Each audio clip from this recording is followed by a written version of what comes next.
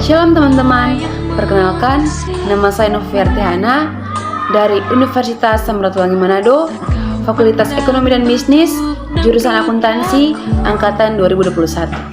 Pada saat ini, saya akan memberikan sebuah khotbah singkat.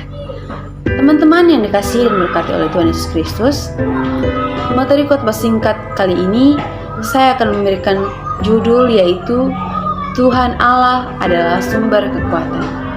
Materi ini kita ambil dari beberapa ayat, yaitu yang pertama 1 Samuel 22 ayat 7, 2 Mazmur 34 ayat 18, dan yang ketiga 1 Yohanes 5 ayat 19. Teman-teman yang dikasihi Tuhan Yesus Kristus, sudah pernahkah kita merenungkan perjalanan kehidupan kita?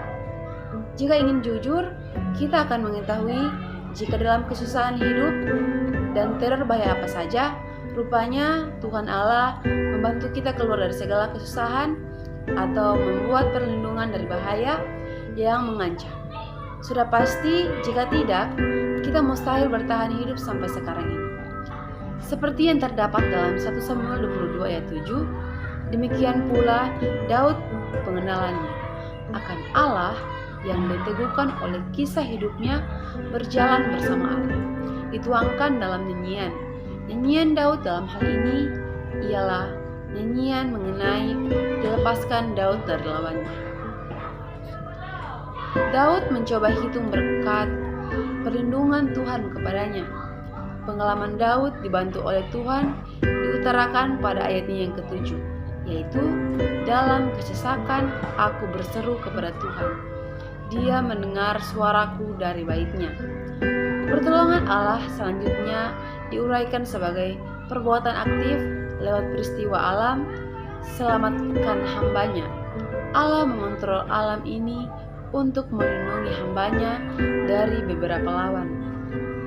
Dia sadar bantuan Allah ke dalam dirinya semata-mata karunia. Karena itu, dia juga memberi respon karunia itu dengan mengontrol hidupnya agar terus berkenan kepadanya. Andalkan Allah bukan kepada manusia. Tuhan Allah adalah sumber pertolongan. Mazmur 34 ayat yang ke-18.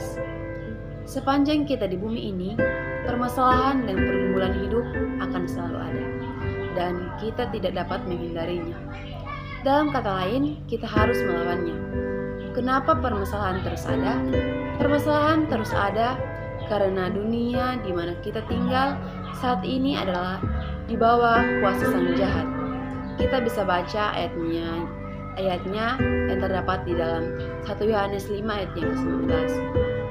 Kadang kita berasa jika tangan kita sangat kuat untuk melakukan beberapa hal.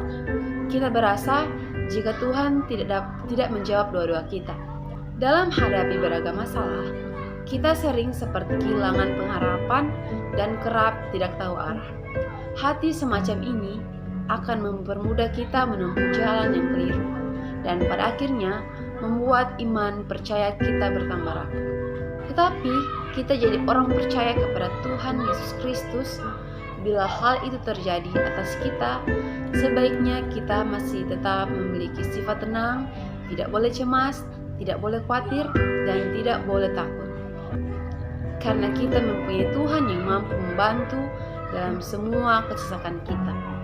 Kita harus yakin jika Tuhan Allah yang pegang kendalian dalam tiap kondisi masih tetap yakin Tuhan dan mengandalkan Dia. Hampiri Tuhan Allah, berlutut dan berdoalah kepadanya.